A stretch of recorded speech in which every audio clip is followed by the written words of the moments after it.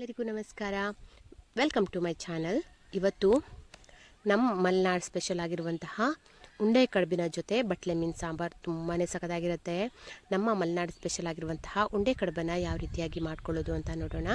ಹಾಗೆ ಬಟ್ಲೆ ಮೀನು ಸಾಂಬಾರು ರೆಸಿಪಿನ ನಾನು ಆಲ್ರೆಡಿ ಶೇರ್ ಮಾಡಿದ್ದೀನಿ. ಅದ್ರ ಬದಲಾಗಿ ಇವತ್ತು ಬಟ್ಲೆ ಮೀನಿನಲ್ಲಿ ಕಟ್ಮಟ್ಲೆ ಅಂತ ಮಾಡ್ಕೋತೀವಿ. ತುಂಬಾ ಸಖತ್ತಾಗಿರುತ್ತೆ. ಆ ಬಾಳೆ ಎಲೆ ಘಮ, ಆ ಸ್ಮೋಕಿ ಫ್ಲೇವರ್ ಎಲ್ಲ ಕೂಡ ತುಂಬಾ ಚೆನ್ನಾಗಿರುತ್ತೆ.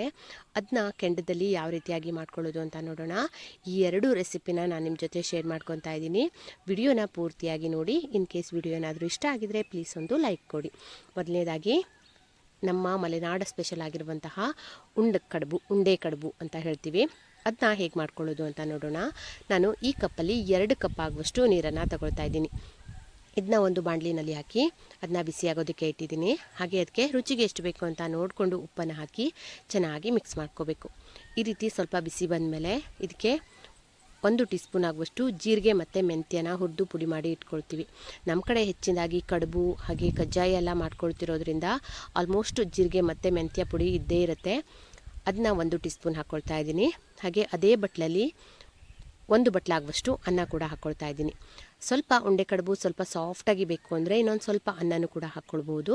ಸ್ವಲ್ಪ ಗಟ್ಟಿಯಾಗಿಯೇ ಇರಲಿ, ತುಂಬ ಸಾಫ್ಟ್ ಆಗೋದು ಬೇಡ ಅನ್ನೋದಾದರೆ ಸ್ವಲ್ಪ ಅನ್ನನ ಕಡಿಮೆ ಹಾಕ್ಕೊಳ್ಬೋದು. ನಾನು 1 ಬಟ್ಲು ಅನ್ನ ಹಾಕಿದರೆ 2 ಬಟ್ಲು ಅಕ್ಕಿ ಹಿಟ್ಟನ್ನು ಹಾಕ್ಕೊಂಡಿದ್ದೀನಿ. 2 ಬಟ್ಲಿಗಿಂತ ಸ್ವಲ್ಪ ಕಡಿಮೆ ಇದೆ, 1 ಮುಕ್ಕಾಲು ಬಟ್ಲಾಗುವಷ್ಟಿದೆ. ಅಷ್ಟು ಅಕ್ಕಿ ಹಿಟ್ಟನ್ನು ಹಾಕ್ಕೊಳ್ತಾ ಇದ್ದೀನಿ. ಚೆನ್ನಾಗಿ ಕುದಿ ಬರಬೇಕು, ಅಲ್ಲಿ ತನಕನೂ ಕುದಿಸ್ಕೋಬೇಕು. ಅಕ್ಕಿ ಹಿಟ್ಟು ಹೇಗಿರಬೇಕು ಅಂದರೆ ಸ್ವಲ್ಪ ತರಿಯಾಗಿರಬೇಕು. ನಾವು ಇಡ್ಲಿಗೆಲ್ಲ ಬಳಸ್ಕೊತೀವಲ್ಲ ಆ ರೀತಿಯಾಗಿರಬೇಕು ಅಕ್ಕಿ ಹಿಟ್ಟು.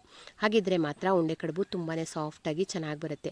ಒಂದು ವೇಳೆ ನಾವು ಸಾಫ್ಟಾಗಿರುವಂತಹ ಅಕ್ಕಿ ಹಿಟ್ಟು ಹಾಕ್ಕೊಳ್ಬಿಟ್ರೆ ತುಂಬ ಗಟ್ಟಿ ಥರ ಅನಿಸುತ್ತೆ. ಈ ಥರ ಒಂದು ಲಿಡ್ಡನ್ನು ಕ್ಲೋಸ್ ಮಾಡಿ ಬೇಯಿಸ್ಕೊಳ್ಬೇಕು. ಒಂದು 5 ನಿಮಿಷ ಸ್ವಲ್ಪ ಬೆಂದರೆ ಸಾಕು. ಅಂದರೆ ಈ ರೀತಿಯಾಗಿ ಚೆನ್ನಾಗಿ ಅನ್ನದ ಜೊತೆ ಮಿಕ್ಸ್ ಆಗಿ ಉಂಡೆ ಕಟ್ಟೋ ಥರ ಆದರೆ ಸಾಕು. ಈಗ ಒಂದು ಎಕ್ಸ್ಟ್ರಾ ಪಾತ್ರೆಯಲ್ಲಿ ತೆಗೆದಿಟ್ಕೊಳ್ತಾ ಇದ್ದೀನಿ. ಒಂದು ಇಡ್ಲಿ ಪಾತ್ರೆಗೆ ಸ್ವಲ್ಪ ಕೆಳಗಡೆ ಹುಣಸೆ ಹಣ್ಣನ್ನು ಹಾಕಿ ಈ ರೀತಿ ಮೇಲಿಂದ ಒಂದು ಲಿಡ್ಡನ್ನು ಕ್ಲೋಸ್ ಮಾಡಿ, ಅಂದರೆ ಕೆಳಗಡೆ ಒಂದು ಪ್ಲೇಟನ್ನು ಇಟ್ಟು ಆಮೇಲೆ ಈ ಥರ ಬಾಳೆ ಎಲೆನ ಹಾಕಿಟ್ಕೊಂಡಿದ್ದೀನಿ. ನೀರು ಬಿಸಿ ಆಗೋಷ್ಟರಲ್ಲಿ ಹಿಟ್ಟನ್ನು ಚೆನ್ನಾಗಿ ನಾದ್ಕೊಳ್ತಾ ಇದ್ದೀನಿ. ನೋಡಿ, ಈ ರೀತಿಯಾಗಿ ಸ್ವಲ್ಪ ತಣ್ಣಗಾಗಿರುವಂತಹ ಹಿಟ್ಟನ್ನು ಈ ರೀತಿ ನಾದ್ಕೊಂಡು ಉಂಡೆ ಥರ ಕಟ್ಕೊಳ್ಬೇಕು. ಅನ್ನ ಸ್ವಲ್ಪ ಜಾಸ್ತಿ ಹಾಕ್ಕೊಂಡ್ರೆ ಚೆನ್ನಾಗಿರುತ್ತೆ, ತಿನ್ನೋದಕ್ಕೆ ಸಾಫ್ಟಾಗಿ ಬರುತ್ತೆ. ನೋಡಿ, ಈ ರೀತಿಯಾಗಿ ಈ ಥರ ಉಂಡೆ ಕಟ್ಕೊಂಡು ಇಟ್ಕೊಳ್ಬೇಕು. ನಿಮಗೆ ಯಾವ ಶೇಪಲ್ಲಿ ಬೇಕೋ ಆ ಶೇಪಲ್ಲಿ ಉಂಡೆ ಮಾಡ್ಕೊಳ್ಬೋದು. ಈ ಥರನಾದರೂ ಮಾಡ್ಕೊಳ್ಬೋದು, ಅಥವಾ ಸಿಲಿಂಡರ್ ಶೇಪಲ್ಲಾದರೂ ಕೂಡ ಮಾಡ್ಕೊಳ್ಬೋದು, ಚೆನ್ನಾಗಿರುತ್ತೆ. ನೋಡಿ, ಈ ರೀತಿಯಾಗಿ ಉಂಡೆ ಥರ ಮಾಡಿಕೊಂಡು ಈ ಥರ ಸ್ವಲ್ಪ ಸಣ್ಣದಾಗಿ ಹೋಲ್ ಥರ ಮಾಡಿಟ್ಕೊಂಡಿದ್ದೀನಿ. ಯಾಕಂದರೆ ಪೂರ್ತಿಯಾಗಿ ಉಂಡೆ ಮಾಡ್ಕೊಳ್ಬಾರ್ದು ಅಂತ ಹೇಳ್ತಾರೆ. ಹಾಗಾಗಿ ಒಂದು ಸ್ವಲ್ಪ ಏನಾದರೂ ಅಂದರೆ ಅದು ಸ್ವಲ್ಪ ಈ ಥರ ಇರಬೇಕು ಅಂತ ಹೇಳ್ತಾರೆ. ಅದಕ್ಕೋಸ್ಕರ ಈ ಥರ ಉಂಡೆ ಥರ ಮಾಡಿ ಒಂದು ಸಣ್ಣದಾಗಿ ಇದಕ್ಕೆ ಹೋಲ್ ಥರ ಮಾಡಿ ಈ ಥರ ಬೇಯಿಸ್ಕೊಳ್ತಾ ಇದ್ದೀನಿ. ನೀರು ಚೆನ್ನಾಗಿ ಕಾದಿದೆ, ಬಿಸಿ ಬಂದಿದೆ. ಈಗ ಬಾಳೆ ಎಲೆ ಹಾಕ್ಕೊಂಡಿದ್ನಲ್ಲ ಅದ್ರ ಮೇಲ್ಗಡೆ ಈ ಥರ ಹಬೆನಲ್ಲಿ ಬೇಯಿಸ್ಕೊಳ್ತಾ ಇದ್ದೀನಿ. ಪೂರ್ತಿಯಾಗಿ ಇಟ್ಟು ಆದಮೇಲೆ ಇದನ್ನ ಕ್ಲೋಸ್ ಮಾಡ್ಕೊಳ್ಬೇಕು. ಈ ಉಂಡೆ ಕಡುಬು ಏನಂದರೆ ತುಂಬಾ ರುಚಿಯಾಗಿರುತ್ತೆ. ಚಿಕನ್ ಸಾರು ಆಗಿರ್ಬೋದು ಅಥವಾ ಮಟನ್ ಯಾವುದೇ ಸಾಂಬಾರಾದರೂ ಚೆನ್ನಾಗಿರುತ್ತೆ. ನಾವು ಬಟ್ಲೆ ಮೀನನ್ನು ಇಟ್ಟಿದ್ವಿ. ಈಗ ಆಲ್ರೆಡಿ ಸಣ್ಣದಾಗಿ ಒಂದೊಂದು ಮಳೆ ಬರ್ತಾ ಇದೆಯಲ್ವಾ. ಮಳೆ ಬಂದ ನೆಕ್ಸ್ಟ್ ಡೇ ನೀರು ಮಣ್ಣು ನೀರು ಥರ ಆಗಿರುತ್ತೆ, ಗಣಕಾಗಿರುತ್ತಲ್ವಾ. ಅಂಥ ಟೈಮಲ್ಲಿ ಈ ರೀತಿಯಾಗಿ ಬಟ್ಲಿ ಮಾಡಿಟ್ರೆ ತುಂಬ ಅಂದರೆ ತುಂಬ ಮೀನು ಬೀಳುತ್ತೆ ಅಂತ ಹೇಳ್ತಿದ್ರು.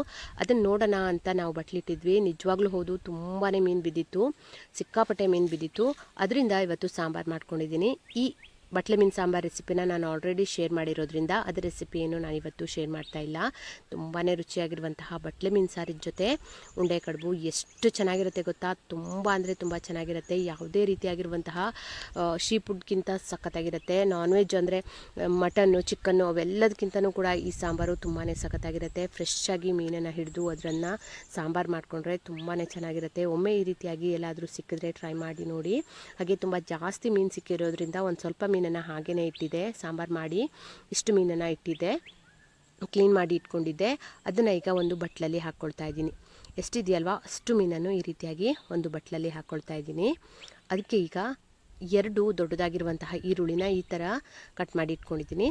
ಅದನ್ನು ಕೂಡ ಹಾಕ್ಕೊಳ್ತಾ ಇದ್ದೀನಿ. ಈರುಳ್ಳಿ ಈ ಥರ ಸ್ಲೈಸ್ ಥರನೇ ಆಗಿರಬೇಕು, ಅಂದರೆ ಚಿಕ್ಕದಾಗಿ ಹೆಚ್ಕೋಬಾರ್ದು, ಅಷ್ಟೊಂದು ಚೆನ್ನಾಗಿರಲ್ಲ. ಈ ಥರ ಉದ್ದುದ್ದಕ್ಕೇ ಇರಬೇಕು, ಚೆನ್ನಾಗಿರುತ್ತೆ. ಅದಕ್ಕೆ ಈಗ ರುಚಿಗೆ ಎಷ್ಟು ಬೇಕು ಅಂತ ನೋಡಿಕೊಂಡು ಉಪ್ಪನ್ನು ಹಾಕ್ಕೊಳ್ತಾ ಇದ್ದೀನಿ. ಸ್ವಲ್ಪ ಕಡಿಮೆನೇ ಉಪ್ಪು ಹಾಕ್ಕೊಳ್ಬೇಕಾಗತ್ತೆ. ನಾವು ಇದಕ್ಕೆ ಮತ್ತೆ ಎಕ್ಸ್ಟ್ರಾ ನೀರೇನು ಹಾಕ್ಕೊಳ್ಳೋದಿಲ್ಲ. ಹಾಗಾಗಿ ಈಗ ಖಾರಕ್ಕೆ ಎಷ್ಟು ಬೇಕು ಅಂತ ನೋಡಿಕೊಂಡು ಅಚ್ಚಕಾರದ ಪುಡಿ, ನಾನಿಲ್ಲಿ 3 ಟೀ ಸ್ಪೂನ್ ಆಗುವಷ್ಟು ಅಚ್ಚಕಾರದ ಪುಡಿನ ಹಾಕ್ಕೊಂಡಿದ್ದೀನಿ. ಹಾಗೆ 1 ಟೀ ಸ್ಪೂನ್ ಆಗುವಷ್ಟು ಧನಿಯಾ ಪುಡಿನ ಹಾಕ್ಕೊಂಡಿದ್ದೀನಿ. ಹಾಗೆ 1 ಟೀ ಸ್ಪೂನ್ ಆಗುವಷ್ಟು ಹುಳಿ ಪುಡಿನ ಹಾಕ್ಕೊಂಡಿದ್ದೀನಿ. ಹಾಗೆ ಒಂದು ಅರ್ಧ ಟೀ ಸ್ಪೂನ್ ಆಗುವಷ್ಟು ಗರಂ ಮಸಾಲನೂ ಕೂಡ ಹಾಕ್ಕೊಂಡಿದ್ದೀನಿ. ಹಾಗೆ 1.5 ಟೀ ಸ್ಪೂನ್ ಆಗುವಷ್ಟು ಜಿಂಜರ್ ಗಾರ್ಲಿಕ್ ಪೇಸ್ಟನ್ನು ಕೂಡ ಹಾಕ್ಕೊಂಡಿದ್ದೀನಿ. ಇವಿಷ್ಟನ್ನು ಹಾಕಿ ಸ್ವಲ್ಪನೂ ಕೂಡ ನೀರು ಹಾಕದೇ ಚೆನ್ನಾಗಿ ಕಲಿಸ್ಕೊಳ್ಬೇಕು. ಅಂದರೆ ಸಾಫ್ಟಾಗಿ ಕಲಿಸ್ಕೋಬೇಕು, ಗಟ್ಟಿಯಾಗಿ ಒತ್ತಿ ಎಲ್ಲ ಕಲಿಸ್ಕೊಳ್ಬಾರ್ದು, ಮೀನು ಹಾಳಾಗಿಬಿಡುತ್ತೆ. ನೋಡಿ ಈ ರೀತಿಯಾಗಿ ಸ್ವಲ್ಪ ನಿಧಾನಕ್ಕೇ ಕಲಿಸ್ಕೋಬೇಕು. ಪೂರ್ತಿಯಾಗಿ ಮೀನಿಗೆ ಸ್ವಲ್ಪ ಖಾರ ಪುಡಿ ಎಲ್ಲ ಹೀರ್ಕೊಳ್ಳೋ ಥರ, ಅಂದರೆ ಮಿಕ್ಸ್ ಆಗೋ ಥರ ನೀಟಾಗಿ ಕಲಿಸ್ಕೊಂಡ್ರೆ ಸಾಕಾಗುತ್ತೆ. ನೋಡಿ ಈ ರೀತಿಯಾಗಿ ಕಲಸಿಟ್ಕೊಂಡಿದ್ದೀನಿ, ಇಷ್ಟಾದರೆ ಸಾಕು. ಹಾಗೆ ಬಾಳೆ ತೊಗೊಂಡಿದ್ದೀನಿ. ಬಾಳೆನ ಕೆಂಡದಲ್ಲಿ ಈ ಥರ ಬಾಡಿಸಿಟ್ಕೊಂಡಿದ್ದೀನಿ.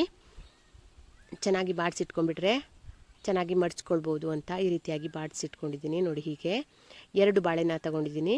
ಅಂದರೆ ಒಂದೇ ಬಾಳೆನಲ್ಲಿ ಜಾಸ್ತಿ ಆಗಿಬಿಡುತ್ತೆ ಅಂತ ಈ ಥರ 2 ಬಾಳೆನಲ್ಲಿ ಹಾಕ್ಕೊಳ್ತಾ ಇದ್ದೀನಿ. ಒಂದು ಬಾಳೆಗೆ ಸ್ವಲ್ಪ, ಇನ್ನೊಂದು ಬಾಳೆಗೆ ಸ್ವಲ್ಪ, ಅರ್ಧದಷ್ಟನ್ನು ಈ ರೀತಿಯಾಗಿ ಹಾಕಿ ಸ್ವಲ್ಪ ಇದನ್ನ ಅಗಲವಾಗಿ ಸ್ಪ್ರೆಡ್ ಮಾಡ್ಕೊಳ್ತಾ ಇದ್ದೀನಿ. 2 ಬಾಳೆನಲ್ಲೂ ಕೂಡ ಈ ರೀತಿಯಾಗಿ ಹಾಕಿ ನೀಟಾಗಿ ಇದನ್ನ ಮಡ್ಚ್ಕೋಬೇಕು. ಸುಮಾರು ಒಂದು 5ರಿಂದ 6 ಬಾಳೆನಾದರೂ ಹಾಕ್ಕೊಳ್ಬೇಕಾಗತ್ತೆ. ಯಾಕೆಂದರೆ ನಾವು ಇದನ್ನ ಕೆಂಡದಲ್ಲಿ ಬೇಯಿಸ್ಕೊಳ್ಳೋದ್ರಿಂದ ಬಾಳೆ ಹಾಳಾಗ್ಬಿಟ್ರೆ ನಾವು ಹಾಕಿರುವಂತಹ ಐಟಮ್ಸ್ ಪೂರ್ತಿಯಾಗಿ ಹಾಳಾಗ್ಬಿಡುತ್ತೆ. ಹಾಗಾಗಿ ಈ ರೀತಿಯಾಗಿ ಚೆನ್ನಾಗಿ ನಾವು ಹಾಕಿರುವಂತಹ ವಸ್ತು ಹಾಳಾಗಬಾರ್ದು ಅಂದರೆ ನೀಟಾಗಿ ಒಂದು 5ರಿಂದ 6 ಬಾಳೆನಾದರೂ ಹಾಕ್ಕೊಳ್ಬೇಕು.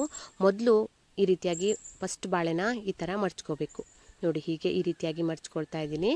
ಅದಕ್ಕೆ ಮತ್ತೆ ಇನ್ನೊಂದೆರಡು ಎಕ್ಸ್ಟ್ರಾ ಬಾಳೆ ಅದರ ಮೇಲ್ಗಡೆ ಇಟ್ಟು ನೋಡಿ ಹೀಗೆ ಈ ಥರ ಮಾಡಿ ಒಂದು 4-5 ಬಾಳೆನಾದರೂ ಹಾಕಿ ಚೆನ್ನಾಗಿ ಇದನ್ನ ಮಡ್ಚ್ಕೊಂಡು ದಾರದಿಂದ ಕಟ್ಕೊಳ್ಬೇಕು. ಒಂದು ಸ್ವಲ್ಪನೂ ಕೂಡ ಹಾಳಾಗಲ್ಲ. ಎಷ್ಟೊತ್ತು ತನಕನೂ ನಾವು ಕೆಂಡದಲ್ಲಿ ಬೇಯಿಸ್ಕೊಂಡ್ರೂ ಕೂಡ ಹಾಳಾಗಲ್ಲ. ಈ ಥರ ನಾವು ಬಾಳೆ ಹಾಕೋದ್ರಿಂದ, ಒಂದೇ ಬಾಳೆ ಹಾಕಿಬಿಟ್ರೆ ಬೇಗ ಅದು ಸೀದೋಗ್ಬಿಡುತ್ತೆ. ಹಾಗಾಗಿ ನೋಡಿ ಈ ರೀತಿಯಾಗಿ ಇನ್ನೊಂದು 4 ಬಾಳೆನ ಹಾಕಿ ಚೆನ್ನಾಗಿ ಇದನ್ನ ಕಟ್ಕೊಳ್ತಾ ಇದ್ದೀನಿ. ನೋಡಿ ಈ ಥರ ದಾರದಿಂದ ಕಟ್ಕೊಳ್ತಾ ಇದ್ದೀನಿ. ಸುಮಾರು 2 ಅಥವಾ 3 ದಾರನಾದರೂ ಹಾಕಿ ಕಟ್ಕೊಳ್ಬೇಕು. ಇದು ಬಾಳೆದೆ ಬಳ್ಳಿ ನಾವು ರೆಡಿ ಮಾಡಿ ಇಟ್ಕೊಳ್ತೀವಿ, ಬಾಳೆ ಒಣಗಿಸಿ ಅದರದ್ದೇ ಬಳ್ಳಿಯಾಗಿರುತ್ತೆ. ಅದನ್ನು ಈ ರೀತಿಯಾಗಿ ಕಟ್ಕೊಳ್ತಾ ಇದ್ದೀನಿ.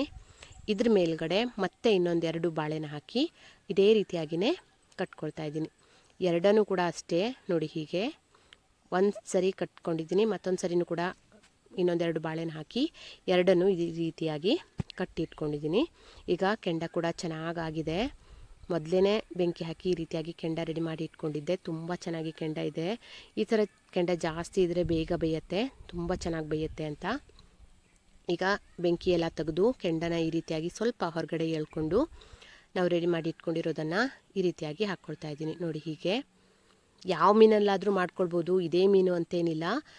ನಾವು ಸೀ ಫುಡ್ಡೆಲ್ಲ ತರ್ತೀವಲ್ಲ, ಸಮುದ್ರದ ಮೀನು, ಅದರಲ್ಲಾದರೂ ಮಾಡ್ಕೊಳ್ಬೋದು.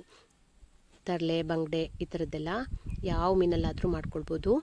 ಈ ಥರ ಮಾಡಿಕೊಂಡ್ರೆ ತುಂಬಾ ಸಖತ್ತಾಗಿರುತ್ತೆ. ಅದರಲ್ಲೂ ಕೆಂಡದಲ್ಲಿ ಬೇಯಿಸ್ಕೊಳ್ಳೋದ್ರಿಂದ ಅದ್ರ ಘಮ ಇದೆಯಲ್ವಾ, ಆ ಬಾಳೆ ಎಲೆ ಫ್ಲೇವರು, ಆ ಸ್ಮೋಕಿ ಫ್ಲೇವರು ಎಲ್ಲ ತುಂಬಾ ಸಖತ್ತಾಗಿರುತ್ತೆ. ಈಗ ನೋಡಿ ಒಂದು 10ರಿಂದ 15 ನಿಮಿಷ ಸಾಕು, ತುಂಬ ಚೆನ್ನಾಗಿ ಕೆಂಡ ಇದ್ದರೆ ಇದು ಬೇಯೋದಕ್ಕೆ. ನೋಡಿ ಈಗ ಬೆಂದಿದೆ, ಇದನ್ನ ತೆಗ್ದುಕೊಳ್ತಾ ಇದ್ದೀನಿ. ಇಷ್ಟು ಚೆನ್ನಾಗಿ ಬಂದಿದೆ ನೋಡ್ತಿರ್ಬೋದು. ಮೇಲ್ಗಡೆ ನಾವು ಹಾಕಿರುವಂತಹ ಸುಮಾರು ಬಾಳೆಗಳು ಸುಟ್ಟು ಹೋಗಿದೆ, ಅದನ್ನು ಕೂಡ ಸ್ವಲ್ಪ ಎಲ್ಲೂ ಹೊರಗಡೆ ಬಂದಿಲ್ಲ, ತುಂಬ ಬಾಳೆಗಳು ಹಾಕಿರೋದ್ರಿಂದ. ಈ ರೀತಿಯಾಗಿ ಎರಡನ್ನು ಕೂಡ ತಕ್ಕೊಳ್ತಾ ಇದ್ದೀನಿ. ಈ ಥರ ಬಿಸಿ ಬಿಸಿಯಾಗಿರೋದಕ್ಕೆ, ಅಂದರೆ ಬಿಸಿ ಬಿಸಿಯಾಗಿರಬೇಕಾದ್ರೇ ತಿನ್ನೋದಕ್ಕೆ ತುಂಬಾ ಸಖತ್ತಾಗಿರುತ್ತೆ. ಈಗ ಓಪನ್ ಮಾಡ್ತೀನಿ ನೋಡಿ, ತುಂಬಾ ಚೆನ್ನಾಗಿ ಫ್ಲೇವರ್ ಬರ್ತಾ ಇದೆ. ಅದ್ರ ಘಮ ಹೆಂಗಿದೆ ಅಂದರೆ ಅದನ್ನ ತೆಗಿತಾ ಇರಬೇಕಾದ್ರೇ ಅಷ್ಟು ಚೆನ್ನಾಗಿ ಘಮ ಬರ್ತಾ ಇದೆ.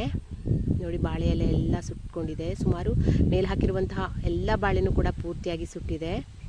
ಆದರೂ ಕೂಡ ಸ್ವಲ್ಪನೂ ಕೂಡ ಎಲ್ಲೂ ಓಪನ್ ಆಗಿಲ್ಲ. ಇದು ಇಷ್ಟು ಬಾಳೆ ಹಾಕಿರೋದ್ರಿಂದ ಸ್ವಲ್ಪ ನೀರೇನು ಹಾಕಿಲ್ಲ, ಸ್ವಲ್ಪನೂ ಕೂಡ. ಆದರೂ ಎಷ್ಟು ಚೆನ್ನಾಗಿ ಬೆಂದಿದೆ ಅಂತ ನೋಡಿ, ತುಂಬಾ ಚೆನ್ನಾಗಿ ಬೆಂದಿದೆ. ಅಷ್ಟೇ ಸಖತ್ತಾಗಿರುತ್ತೆ ತಿನ್ನೋದಕ್ಕೂ ಕೂಡ. ಕುಚ್ಚಲಕ್ಕಿ ಗಂಜಿ ಏನಾದರೂ ಮಾಡಿಕೊಂಡ್ರೆ ಈ ರೀತಿಯಾಗಿ ಮೀನಿನ ಕಟ್ಮಟ್ಲೆ ಮಾಡಿಕೊಂಡು ತಿನ್ನೋದಕ್ಕಂತೂ ಅದ್ಭುತ ಅಂದರೆ ಅದ್ಭುತ ರುಚಿಯಾಗಿರುತ್ತೆ. ಒಮ್ಮೆ ಈ ರೀತಿಯಾಗಿ ಟ್ರೈ ಮಾಡಿ. ಎಷ್ಟು ಚೆನ್ನಾಗಿ ಬೆಂದಿದೆ ಅಂತ ನೋಡಿ, ತುಂಬಾ ಚೆನ್ನಾಗಿ ಬೆಂದಿರುತ್ತೆ. ಫ್ಲೇವರ್ ಕೂಡ ಅಷ್ಟೇ ಚೆನ್ನಾಗಿರುತ್ತೆ, ತಿನ್ನೋದಕ್ಕೂ ಕೂಡ ತುಂಬಾ ಚೆನ್ನಾಗಿರುತ್ತೆ. ಇದಾಗಿತ್ತು ಇವತ್ತಿನ ವಿಡಿಯೋ. ಈ ವಿಡಿಯೋ ನಿಮಗೆ ಸ್ವಲ್ಪನಾದರೂ ಇಷ್ಟ ಆಗಿದ್ದರೆ, ಯೂಸ್ಫುಲ್ ಅಂತ ಅನಿಸಿದ್ರೆ ಪ್ಲೀಸ್ ಒಂದು ಲೈಕ್ ಕೊಡಿ. ಹಾಗೆ ನಿಮ್ಮ ಫ್ರೆಂಡ್ಸ್ ಆ್ಯಂಡ್ ಫ್ಯಾಮಿಲಿಗೆಲ್ಲ ಶೇರ್ ಮಾಡ್ಕೊಳ್ಳಿ. ಹಾಗೆ ಯಾರೆಲ್ಲ ಮೊದಲನೇ ಸರಿ ನನ್ನ ವಿಡಿಯೋನ ನೋಡ್ತಾ ಇದ್ದೀರಾ, ಪ್ಲೀಸ್ ಸಬ್ಸ್ಕ್ರೈಬ್ ಮಾಡ್ಕೊಳ್ಳಿ. ಹಾಗೆ ಪಕ್ಕದಲ್ಲಿರುವಂತಹ ಬೆಲ್ ಐಕಾನ್ನ ಕ್ಲಿಕ್ ಮಾಡಿ. ನಾನು ಹಾಕುವಂತಹ ಪ್ರತಿಯೊಂದು ವಿಡಿಯೋದು ನೋಟಿಫಿಕೇಷನ್ ನಿಮಗೆ ಬರುತ್ತೆ. ವಿಡಿಯೋ ಏನಾದರೂ ಇಷ್ಟ ಆಗಿದ್ದರೆ ನಿಮ್ಮ ಅನಿಸಿಕೆನ ಕಮೆಂಟ್ ಮಾಡಿ. Thank you.